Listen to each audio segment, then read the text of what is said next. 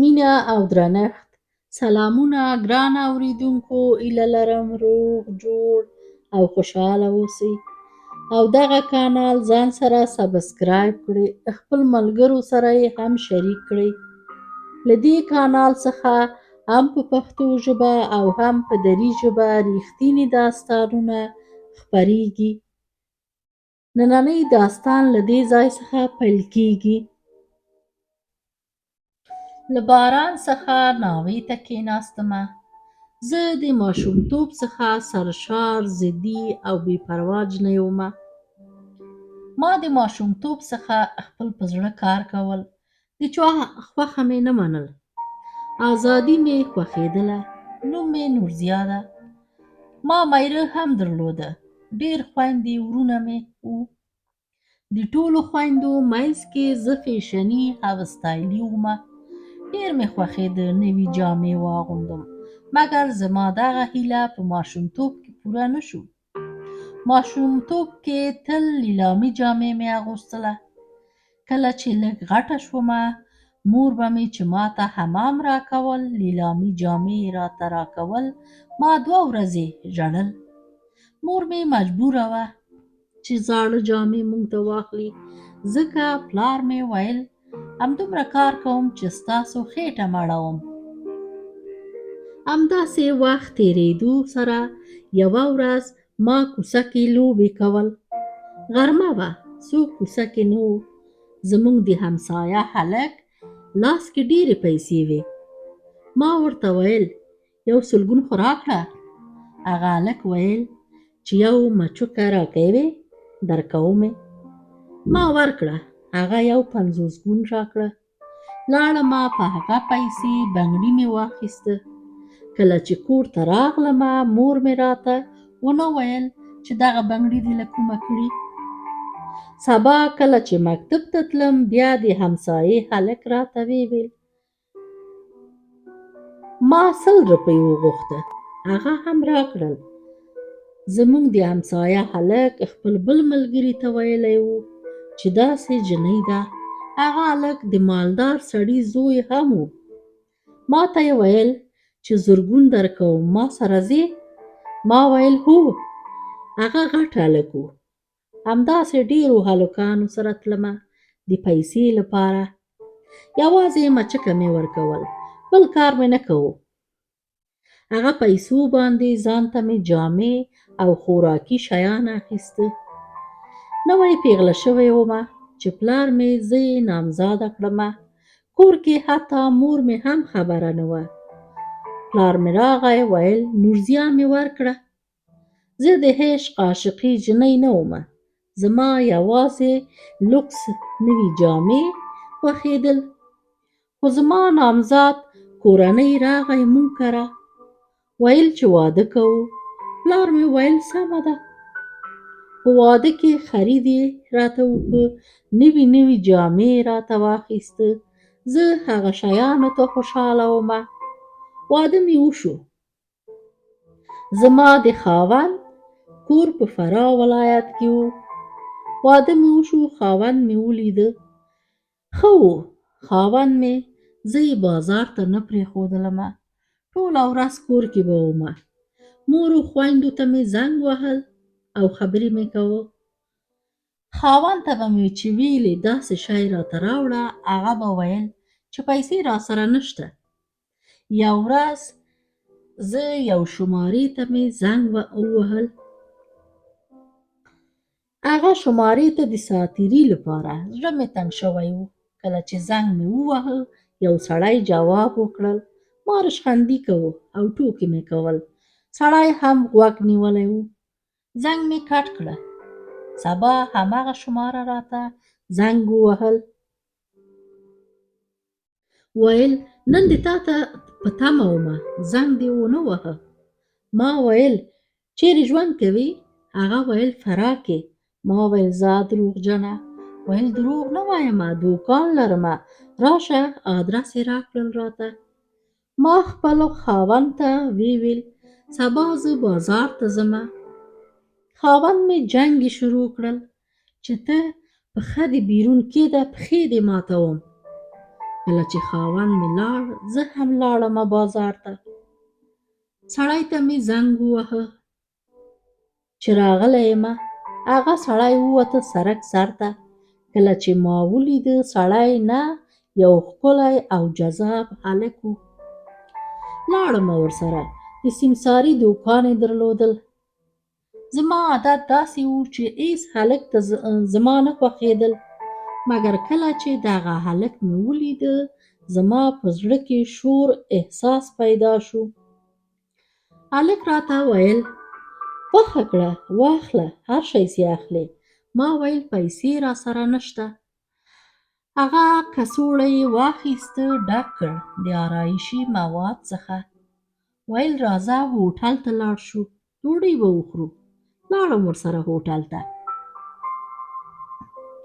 هوټل کې یوه بیل اطاق یې ونیو. کباب یې وغوښته ډوډۍ مو وخوړل. ما ویل زه ځمه. هغه راته ویل پاتې شه.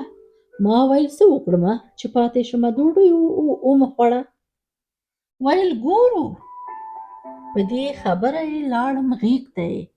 کله چې فارغه شوم مازدیګر و. اول ځل و چې ما عشق تجربه کړه، هغه هم د وحید غېږ کې.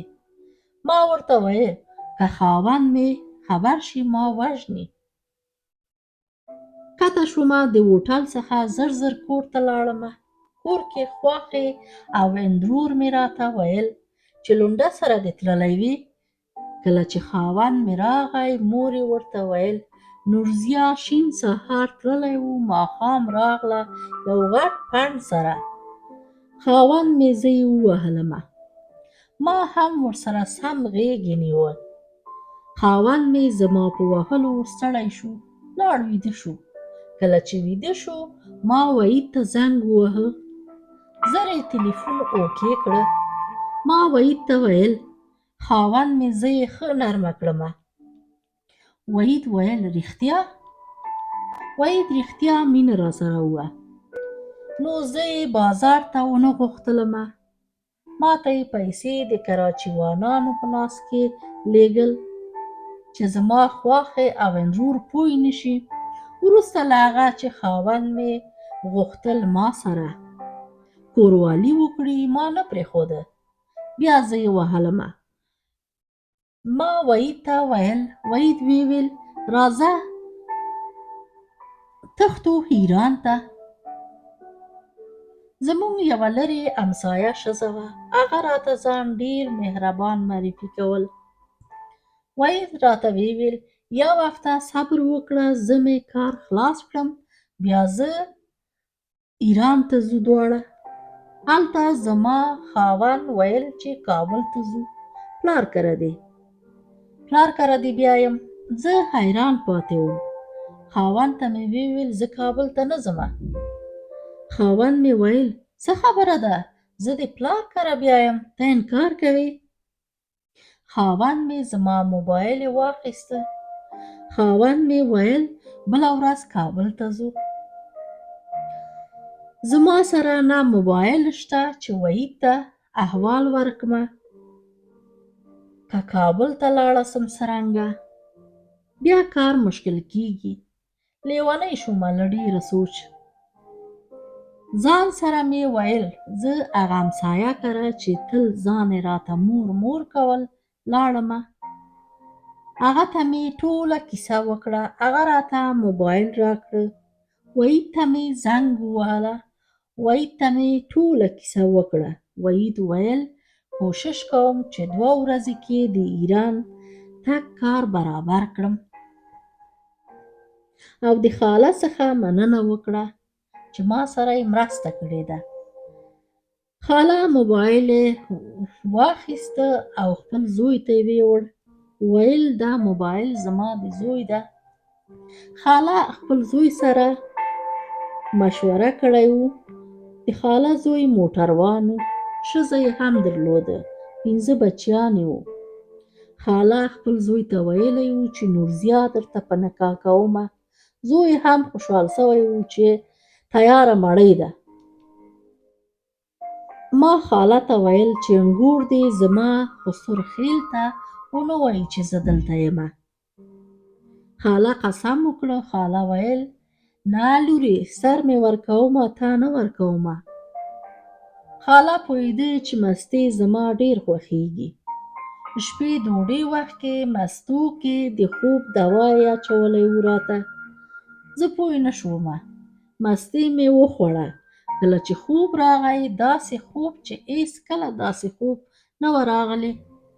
د خاله زوی راغی او ما سره جنسي اړیکه یې نیولی و. زه نه یم پوه شوی. کله چې ویښه شومه د خاله زوی ما سره په یوه توشک کې پروت و. ما خالې لعنتي ته غږ وکړه. خاله راغی. ما ورته وویل خاله ولې دې داسې وکړه؟ خاله ویل ته ډېر راته ګرانه یې. ما ویل زما انګور شي. ما خاله ته ویل ګوره ته فکر کوې چې زوی دې ما سره سکس وکړه زه به ستا انګور شمه؟ ما ویل چې 40 بچیان ستا د زوی څخه پیدا کړمه زه ستا انګور نه کېږمه. دلته د خاله انګور پولیس ته زنګ وهلی. پولیس راغی. زه یې د تېښته په ګناه ونیولمه. خاله او زوی یې د کومک چې ما سره کومک یې کړی و د هغه په ګناه کې ونیول. اول نظارت خانې ته وروسته زندان ولایت ته یې بوتلو. خاله زندان کې هم ما پسې شله وه چې زما زوی وکړه. ما ویل نه هېڅکله د تا زوی سره واده نه کوم. قاضي ته مې محکمه کې ویل چې پلار مې زه یې پرته له پوښتنې څخه دې خاوند ته ورکړی یمه. زه خوشحاله نه ومه. زه طلاق غواړمه. خاوند مې هم راضي شو چې طلاق راکړي. خاوند مې ویل زه فراري ښځه بیا خپل کور ته نه بیایمه. زما کار آسان شو طلاق سره. مګر خاله ویلی و چې زما زوی سره زنا کړی.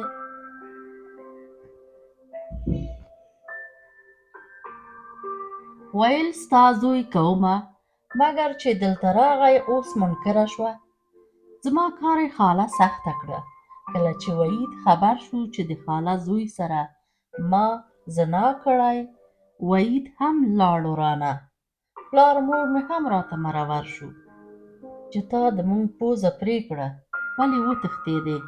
ما خپل ټول شی له لاسه ورکړه. مور و پلار مهم دا چې وحید او ازادي مې هم له لاسه ورکړه. زه باید څو کاله زندان کې پاتې شم. زما د کیسه د عبرت څخه ډکه ده. که وحید ما سره د دروغو مینه نه کول شاید نن زه خپل کور او خاوند سره وای. باید هېڅکله پر یو بېګانه اعتماد او باور ونه کړو. دغه و زما د ژوند کیسه. ګرانو اورېدونکو هیله لرم دغه کانال سبسکرایب کړئ خپل ملګرو سره شریک کړئ تر څو نور ریښتینې داستانونه تاسو ته خپور کړم. تر بیا تاسې په پاک او مهربان رب سپارم. الله مو مل شه.